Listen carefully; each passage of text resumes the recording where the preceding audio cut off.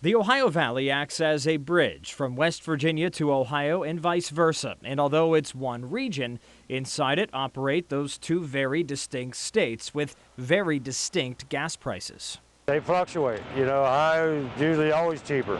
PA and West Virginia, there's a few cents difference, but they're about the same, but Ohio is always different. Dan Yost has been a truck driver for 10 years. He drives about 300 miles a day and says there's a big difference between the states that make up the valley. If I had the opportunity, I'd fill up in Ohio before I fill up in West Virginia. But why is there usually such a difference between gas prices in the two states? Sometimes the gas stations aren't separated by a drive of more than 5 minutes. Well, it comes down to 5 areas. Gas prices basically are decided by supply and demand. Joseph Zorich is a professor of economics at Franciscan University. There's a direct relationship between the price of crude oil and the price of gasoline. $10 increase in the price of crude oil will increase the price at the pump by about 25 cents. This also includes how much stations pay for the supply and from where and whom they buy it.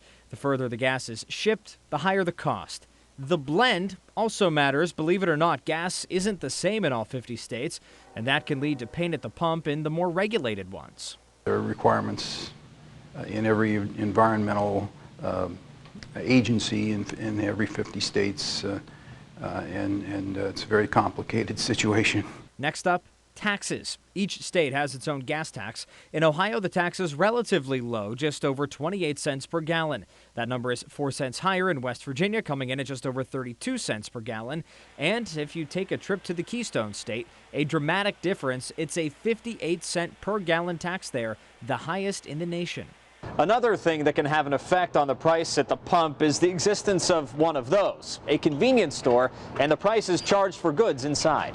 In other words, amenities matter. Some stations can charge lower prices at the pump because they make up for it with higher prices on snacks and drinks inside the convenience store. Finally, location, location, location.